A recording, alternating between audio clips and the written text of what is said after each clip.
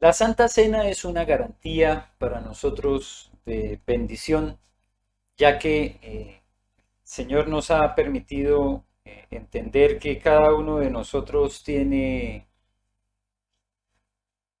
la posibilidad de acercarse a Él con paz y con tranquilidad.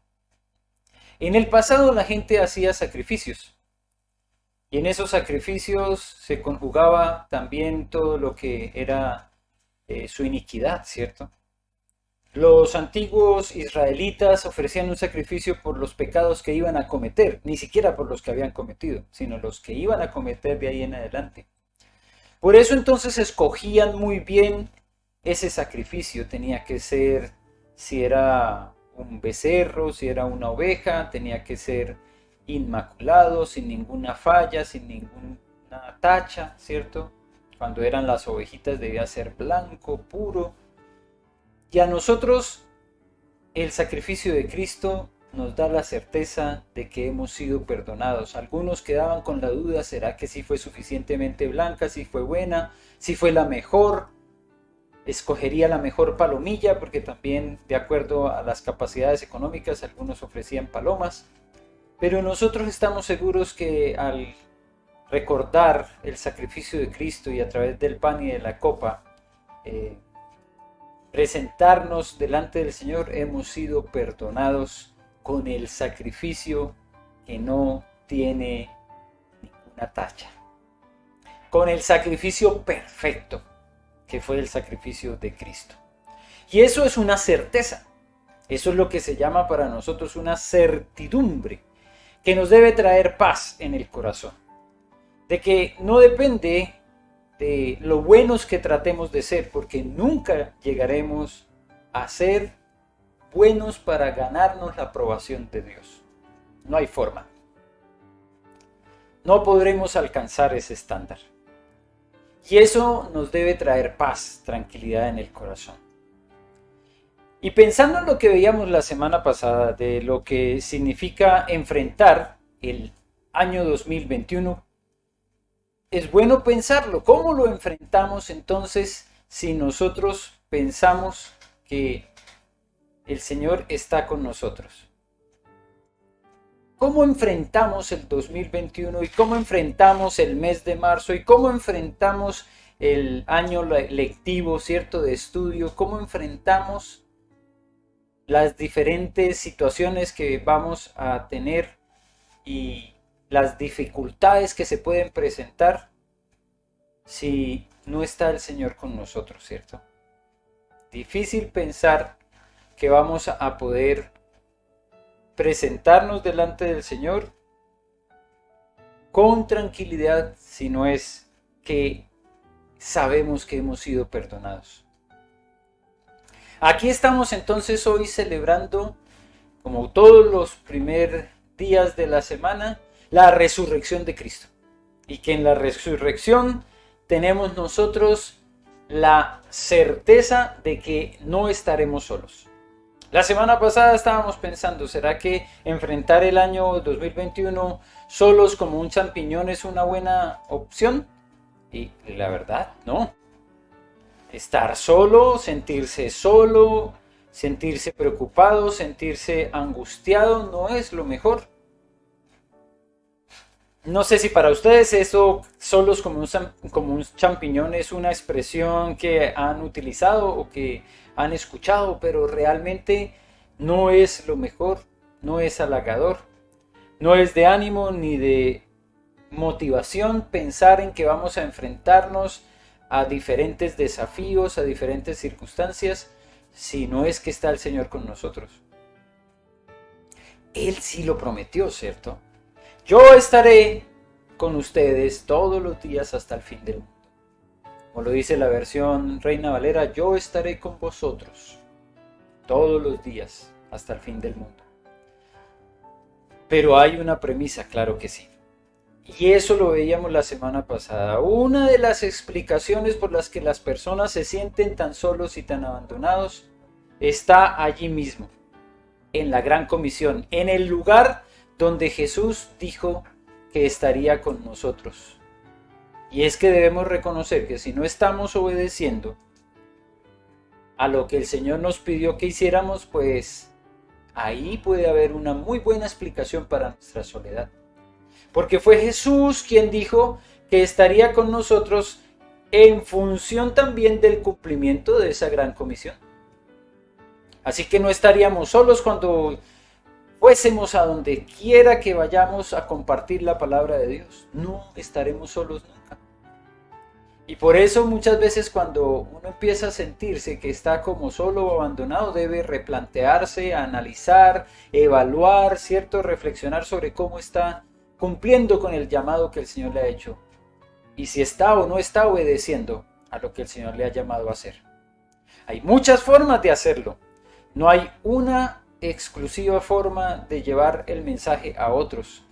Tú hoy tienes muchos recursos a través de las redes sociales, estás publicando también quién es tu Señor y quién es el Rey de Reyes y Señor de Señores. Pero hay que ver que algunos realmente están utilizando esas redes sociales como una ocasión o una razón para entrar en discusiones, para entrar en peleas, para hacer campañas políticas. Cada uno es libre de usar las redes como las quiera usar, eso yo no estoy discutiéndolo. Pero si tú me dices que no sabes cómo compartir el evangelio, pero estás utilizando las redes sociales para algo muy diferente de lo que podría ser propagar el mensaje de salvación, entonces estás perdiendo una oportunidad. Así que si no estamos cumpliendo con lo que el Señor nos ha llamado a hacer, ahí podremos encontrar una posible razón para nuestra sensación de soledad, para esa sensación de alejamiento y de distanciamiento del plan y del propósito de Dios. Mi oración es que el Espíritu Santo nos muestre a cada uno de nosotros, a través de la palabra, qué es lo que necesitamos cambiar y cómo no estamos solos en ese cambio, porque el Señor está allí para llevarnos en esa transformación, en ese cambio que requiere nuestro corazón. Por eso es que cada domingo, cuando tenemos la oportunidad de reflexionar en la palabra, el importante no es el que está aquí enfrente, no hay diferencia si está Marcos, Andrés, Arturo o si, como estuvo en semanas anteriores, el pastor Pedro Chandia nos comparte la palabra. No es importante quién está aquí enfrente. Lo importante es nuestra reflexión que hagamos sobre ese mensaje que se está transmitiendo, sobre la palabra de Dios. Y sin importar las circunstancias en las que nos encontremos, siempre la palabra será fundamental para nuestras vidas.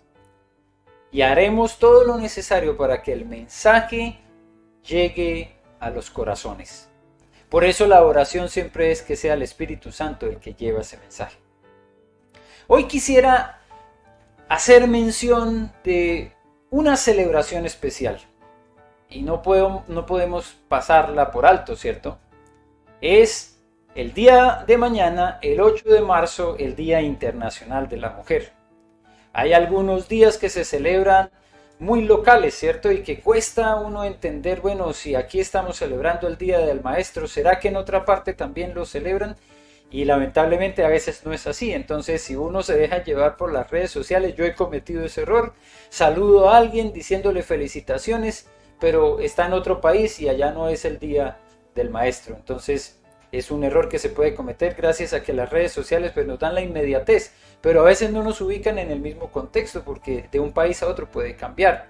Sin embargo, esta celebración del Día Internacional de la Mujer, así como su nombre lo dice, está muy bien, ¿cierto?, globalizada y reconocida en muchos países. No podemos decir que en todos, pero sí se suscribió la gran mayoría de los países a este reconocimiento especial del Día de la Mujer. Pero la pregunta también que tenemos que hacer es entonces, ¿qué celebramos? Porque hay fechas importantes, ¿cierto?, que tienen remembranza y que nos ayudan a recordar eventos y situaciones. Y la verdad es que esta celebración del Día Internacional de la Mujer no se dio por un evento específico.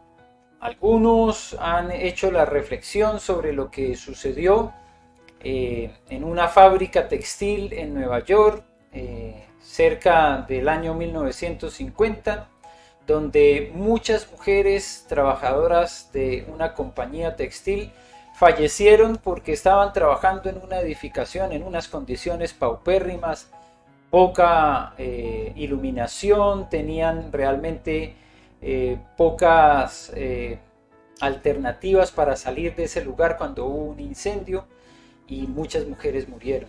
Pero ese no es el momento en el que se empezó a celebrar el Día de la Mujer, solamente que es una fecha que evoca, ¿cierto?, lo que sucedió también ese día. Fue a principios de 1900 cuando se desarrolló una labor fuerte, contundente de muchas mujeres buscando ser reivindicadas y ser reconocidas. Esto parece ser que surgió en muchos lugares al mismo tiempo, pero especialmente pues los ojos del mundo muchas veces se van a una nación que tiene mucho reconocimiento a nivel mundial, ¿cierto? Estados Unidos. ¿Qué pedían estas mujeres a principios y empezaron desde finales de los 1800? Mejores condiciones laborales y también el reconocimiento de ellas en el voto. Algunos de nuestros países de América Latina vimos un cambio y una transición hacia el voto femenino después de la década de los 50, de 1950. Muy tarde, pensando en cómo en Europa y en Estados Unidos estuvieron luchando por ese reconocimiento para la mujer desde principios de 1900. Pero así es el mundo, ¿cierto? Va en diferentes tiempos y en diferentes momentos. Lo que sí debemos reconocer nosotros especialmente es que a partir de todos estos movimientos se empezó a generar una reivindicación del valor de la mujer, que lamentablemente por muchos años, por muchos siglos, fue pormenorizada, fue mantenida en un lugar aparte del resto de la sociedad. Fue humillada la mujer por muchos años, fue abusada, y eso lo tenemos que reconocer con gran tristeza. El mundo entero dio muestras de que había un desconocimiento real del lugar que tiene la mujer dentro del plan de Dios. Y tengo que decir que es del mundo entero, porque esto no es solamente de alguna cultura. Hay algunas culturas donde se pasan realmente del abuso contra la mujer. El mismo pueblo judío, cuando nosotros leemos en el Nuevo Testamento las historias que hablan de la multiplicación, por ejemplo, de los panes y los peces, dicen que había una multitud de 5,000 personas, pero no contaban ni mujeres ni niños. Ya lo hemos mencionado en otras ocasiones. Eso obedece a que para la sociedad no contaban las mujeres y los niños. Pero no es el único grupo. Todavía hoy hay muchas culturas en donde la mujer no tiene ninguna posibilidad de decidir si quiere o no quiere casarse con este u otro hombre. Es una decisión de sus padres, es una decisión de la familia, y ellas no tienen nada que hacer allí. Las entregan prácticamente a hombres, y en ocasiones, muy tristemente, siendo menores de edad, son casi que vendidas a mayores de edad por una dote, por una cantidad de dinero o por unos elementos que intercambian con el valor que tiene esta mujer, esta niña. Son estas y muchas otras más las historias que nos deben hacer pensar, pero ¿será que esto es el resultado de aplicar lo que dice la Biblia? ¿Será que la Biblia es tan machista como algunos dicen que es? ¿O es que realmente nosotros nos hemos desviado y nos hemos equivocado en entender para qué estaban escritas estas historias y cómo debíamos aprender de ellas para vivir de una manera diferente? Porque si hay algo que está muy claro desde el principio, cuando creó el hombre y la mujer Dios, es que los dos tenían igual valor para el Señor.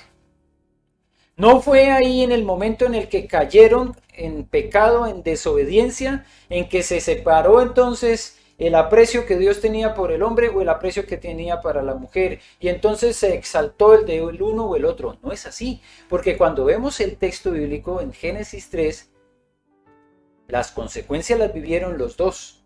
Claro, La mujer vivió una parte de consecuencias que el hombre no podía vivir, ¿cierto? En cuanto al embarazo, por ejemplo, el dolor en el parto y todo esto, pues imposible que el hombre lo sienta. Pero el hombre tuvo también una parte de consecuencia.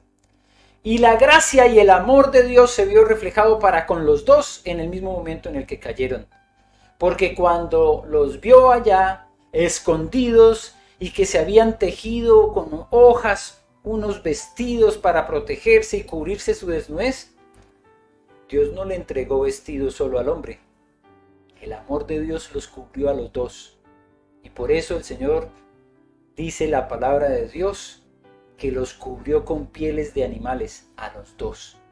Así que la gracia alcanzó para los dos. Las consecuencias fueron para los dos. Y no hay una línea en la cual nosotros podamos decir que la Biblia sostiene un machismo en el que el hombre es más que la mujer. No es así. Y por eso el Nuevo Testamento nos da textos que son tan importantes para encontrar cómo es que la palabra de Dios realmente ve al hombre y a la mujer. Y cómo es que Dios ha expresado a través de la palabra que se relaciona con el hombre y con la mujer. Por eso les voy a invitar a que leamos en la palabra, en la carta del apóstol Pablo a los Gálatas, capítulo 3, leeremos del versículo 19 al 29. Gálatas 3, leeremos del 19 al 29. A ver si con la guía, la dirección y la ayuda del Espíritu Santo podemos entender de qué forma es que obró el Señor para llevarnos a entender cuál es la relación que debe haber entre hombres y mujeres y cómo es que nos relacionamos con Dios como hombres y como mujeres. Dice la palabra del Señor en Gálatas capítulo 3 y lo leo en la Reina Valera. Entonces, ¿para qué sirve la ley? Fue añadida a causa de las transgresiones, hasta que viniese la simiente, y a quien fue hecha la promesa. Y fue ordenada por medio de ángeles, en mano de un mediador. Y el mediador no lo es de uno solo, pero Dios es uno. Luego, ¿la ley es contraria a las promesas de Dios? En ninguna manera, porque si la ley dada pudiera vivificar, la justicia fuera verdaderamente por la ley. Mas la Escritura lo encerró todo bajo pecado, para que la promesa que es por la fe en Jesucristo fuese dada a los creyentes. Pero antes que viniese la fe, estábamos confinados bajo la ley, encerrados para aquella fe que iba a ser revelada. De manera que la ley ha sido nuestro ayo para llevarnos a Cristo, a fin de que fuésemos justificados por la fe. Pero venida la fe, ya no estamos bajo ayo, pues todos sois hijos de Dios por la fe en Cristo Jesús. Porque todos los que habéis sido bautizados en Cristo, de Cristo estáis revestidos. Ya no hay judío ni griego, no hay esclavo ni libre, no hay varón ni mujer, porque todos vosotros sois uno en Cristo Jesús. Y si vosotros sois de Cristo, ciertamente linaje de Abraham sois y herederos según la promesa. Oremos. Bendito Señor, te damos gracias por esta palabra que acabamos de leer. Es un mensaje que es completamente actual, que habla para la realidad que tenemos a nuestro alrededor, las situaciones que estamos enfrentando y cómo este mundo que es tan cambiante, visto a la luz de tu palabra, es comprensible para nosotros.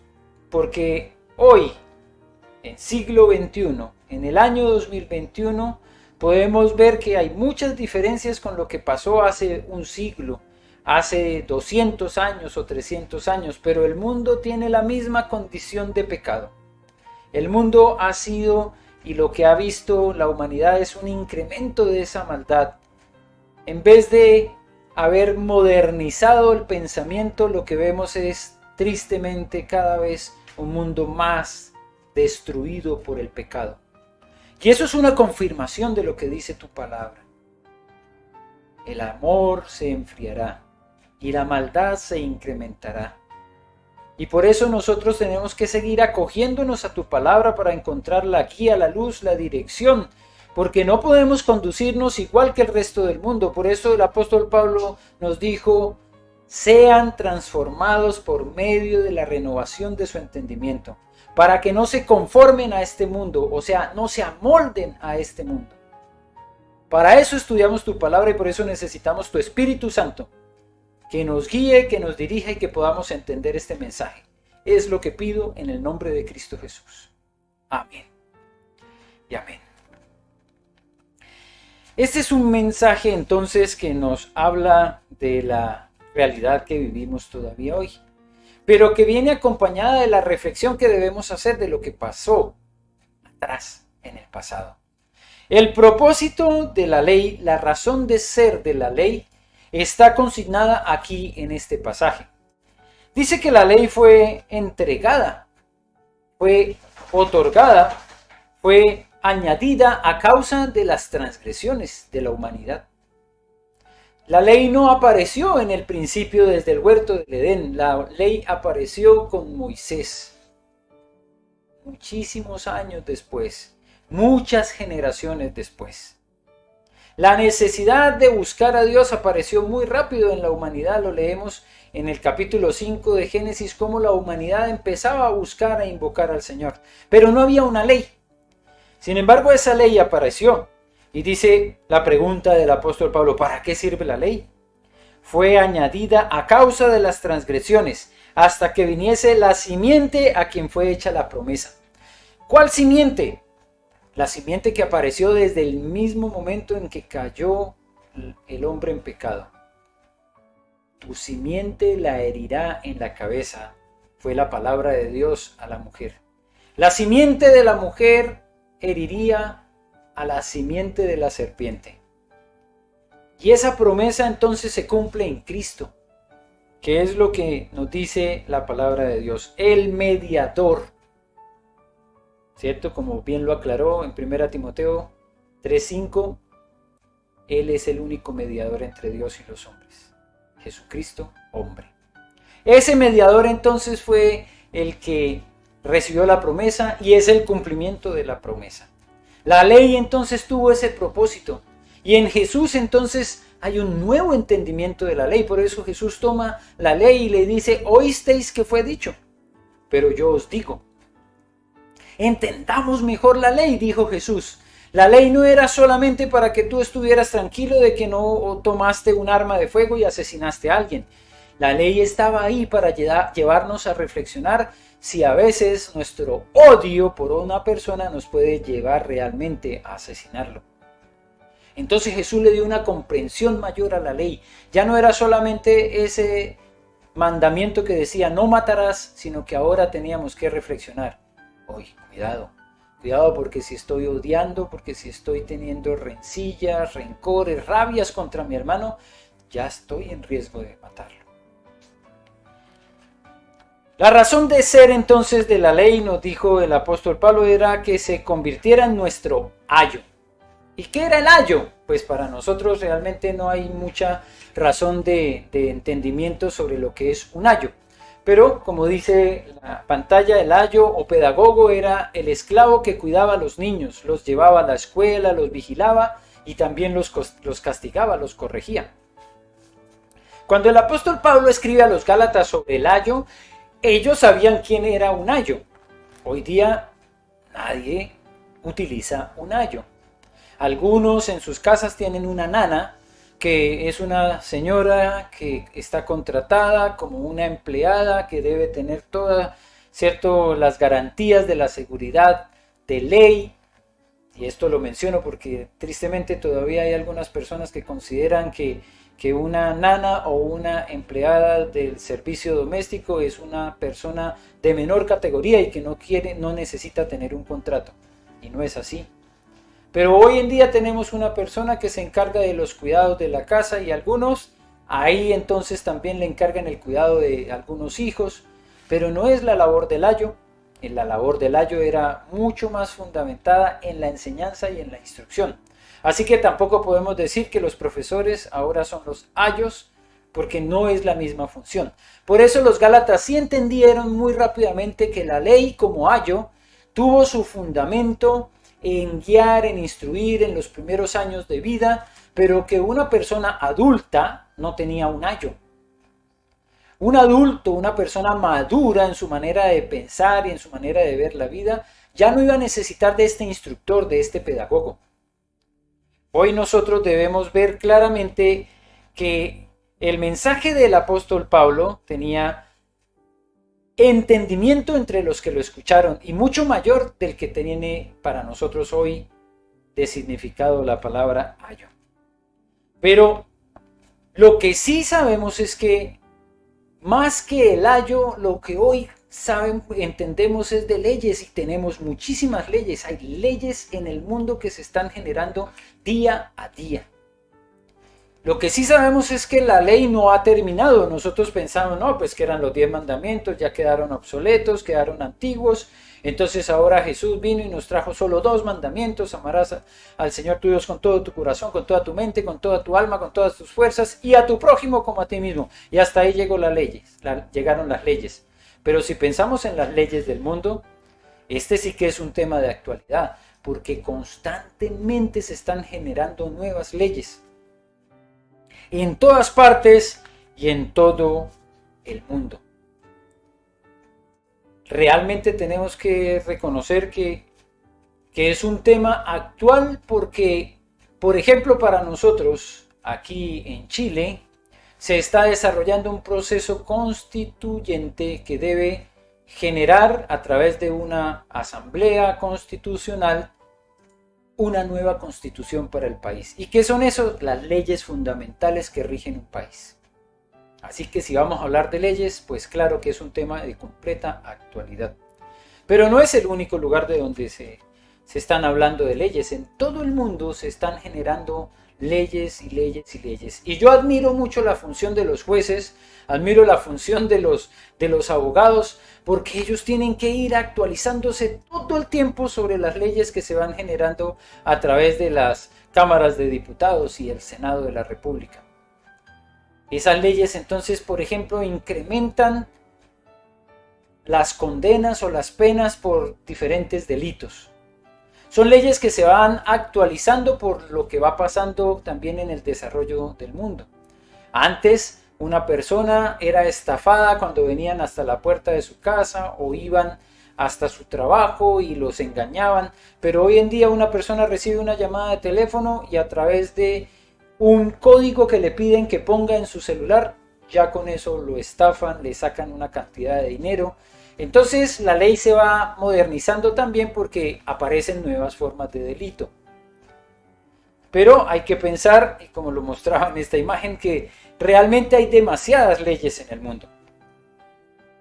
Y que nosotros tal vez lograríamos entender un poco de las leyes que están en nuestro territorio, pero ni siquiera realmente seríamos capaces de comprender todas las leyes que hay en el mundo entero. Porque estas leyes son aplicables a diferentes contextos. Uno puede pasar de un país a otro y cometer un delito grave por desconocimiento de las leyes, porque en un país se castiga cierta condición y en otro país no.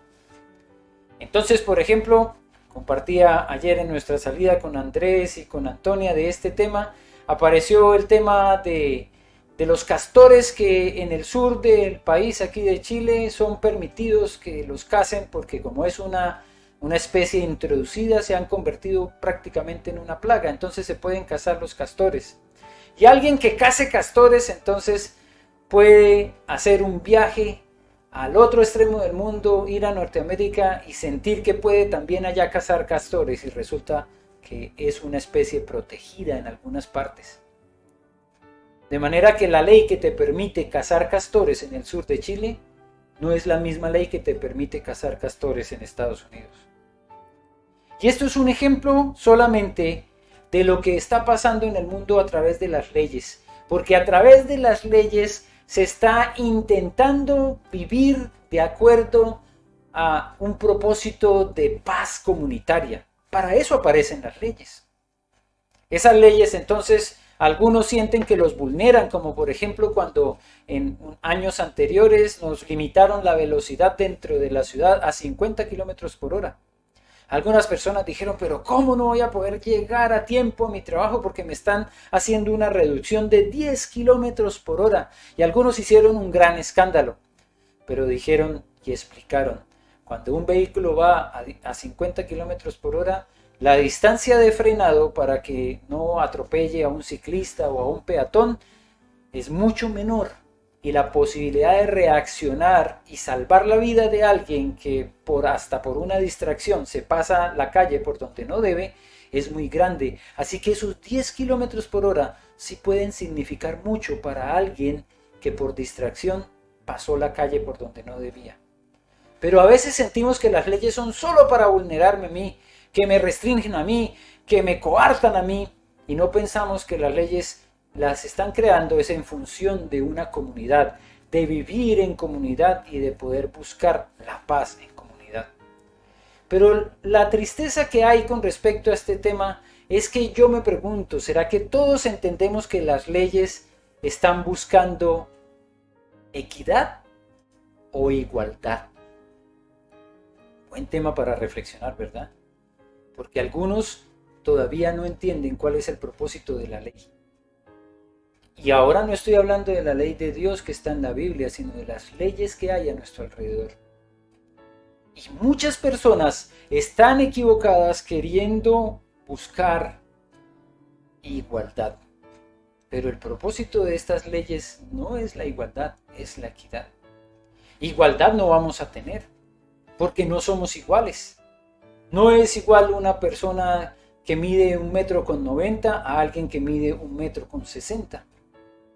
Si así fuera, entonces nosotros tendríamos que obligar a que todas las líneas del metro tuvieran vehículos con altura superior al 1,90 m o al 1,95 m. De manera que cuando se sube al metro una persona que mide 1,95 m no se golpee con todo lo que hay, las barras que hay para sostenerse y todo esto. Pero una persona que tiene 1,60 m, 1,70 m se siente muy cómoda en el metro, ¿cierto? Pero sería difícil cambiar todo de acuerdo a la altura de las personas que miden 1,90 m, 1,95 m o 2 metros, ¿cierto? Porque esa persona que mide 1,50 m jamás podría alcanzar esas barras para sostenerse.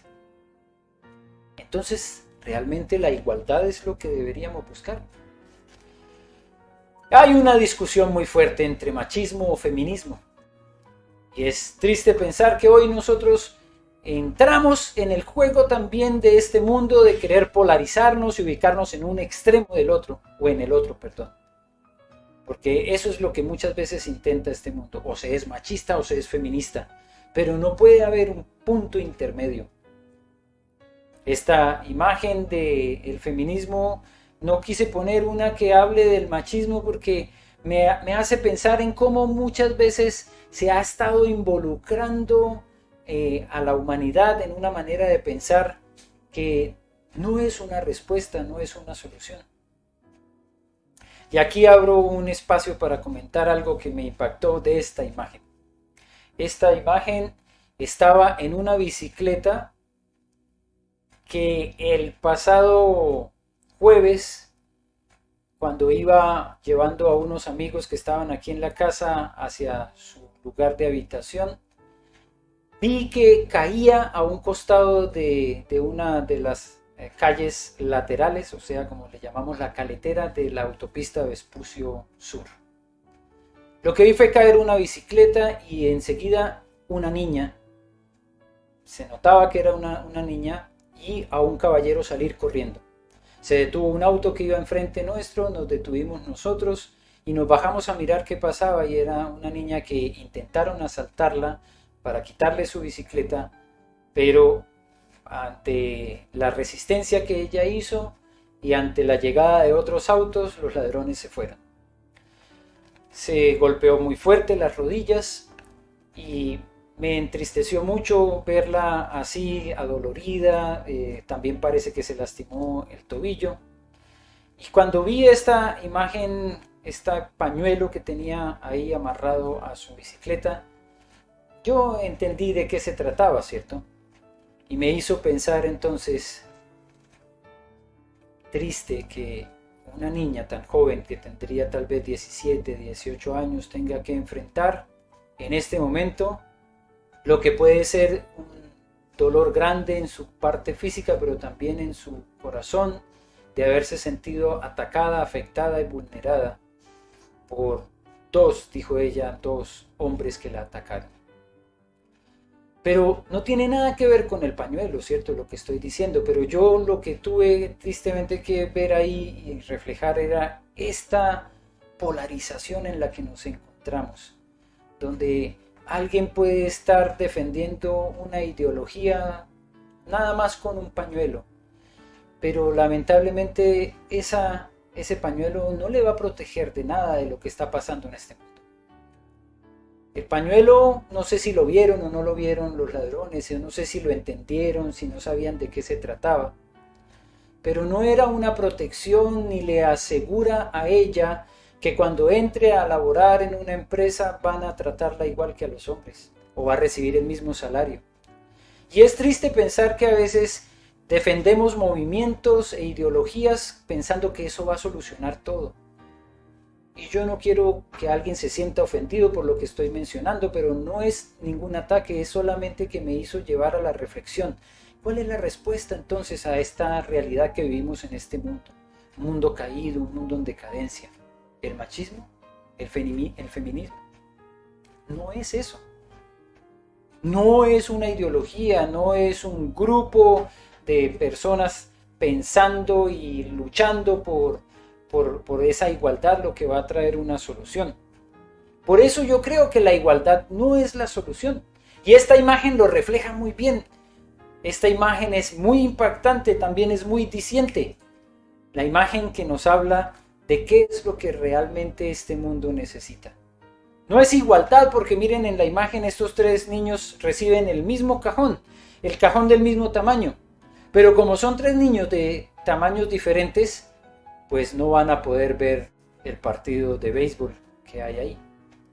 Por eso el pensamiento de la equidad nos debería hacer reflexionar más. Estamos pensando en función de lo que realmente es bueno para los demás también. Estamos pensando y analizando las necesidades de otros. Somos sensibles a lo que está pasando alrededor nuestro. Porque claro, pensar en mi propia necesidad es muy fácil. Y pensar que yo debería tener lo mismo que el resto del mundo es muy fácil. Pero no es así. No es en pensamiento igualitario donde vamos a encontrar un equilibrio para nuestra sociedad. Es cuando pensemos en función del otro como de nosotros mismos. Como dice la palabra, en amar a tu prójimo como a ti mismo. Por eso ese texto en el que reflexionábamos a la hora de tomar el pan y la copa es fundamental. Y debe ser entonces un cierre muy bueno para este tema. El llamado no es a tener cada uno un ideal por el cual luchar. Yo lucho por el feminismo, yo lucho por el machismo. No. El llamado es a luchar por la unidad, porque somos un solo cuerpo en Cristo Jesús. Y eso fue lo que dijo el apóstol Pablo, ¿cierto? Volvámoslo a leer. Porque de la manera que un cuerpo tiene muchos miembros, pero no todos los miembros tienen la misma función, así nosotros, siendo muchos, somos un cuerpo en Cristo, y todos miembros los unos de los otros. Entonces en nuestra vida podremos reflejar lo que significa esta palabra, que no menosprecia ni al hombre ni a la mujer, que identifica las diferencias entre hombres y mujeres y sabe que nunca podremos ser iguales, que nos hace gozarnos de esas diferencias, que nos hace darle gracias a Dios por ellas, porque qué hermosas que son las mujeres en comparación de muchos hombres feos, y cómo engalanan y embellecen las mujeres con su manera de ser, con su manera de vestirse, con los cuidados especiales. Cuán descuidados somos algunos de nosotros los hombres. Pero ahí vemos entonces lo que Dios hizo al hacernos tan diferentes, complementarnos los unos a los otros. En la iglesia ningún ministerio es más importante que otro. En nuestra congregación tienen tanto valor los bebés que están en gestación como los adultos mayores, los jóvenes que los niños, los que tienen hijos como los que no los tienen, porque somos un solo cuerpo, somos una sola iglesia, somos miembros de un solo Señor que es Jesucristo. Padre, te damos gracias por esta palabra y por esta oportunidad de reflexionar, porque mañana se va a celebrar el Día Internacional de la Mujer, y nosotros queremos celebrarlo todos los días, reconociendo cada día el valor de la mujer. Todos provenimos de una, y es una bendición que le has dado a las mujeres que puedan dar a luz, tener hijos. ¡Qué bendición! Pero no lo hacen sin la participación también del hombre, porque así nos hiciste, nos complementamos los unos a los otros y hacemos parte de un solo cuerpo que es Cristo Jesús. Por eso, gracias, Señor, por nuestras hermosas mujeres. Gracias por esta oportunidad de celebrar con ellas, de reconocerles, porque han sido un regalo maravilloso para nuestras vidas. Y por eso te alabamos, te bendecimos. No será solo mañana el día de celebrar, será cada día de nuestras vidas una oportunidad para decirte gracias por las mujeres con que nos has bendecido. Mi esposa, mi hija, mi madre, mis hermanas, todas las mujeres con las que me has rodeado y de la gran bendición que han sido para mi vida. Por eso te damos gracias por ellas y te alabamos, Señor, porque junto a ellas nos has hecho un solo cuerpo que alaba y que glorifica tu santo nombre. Por eso te adoramos y te exaltamos en Cristo Jesús. Amén.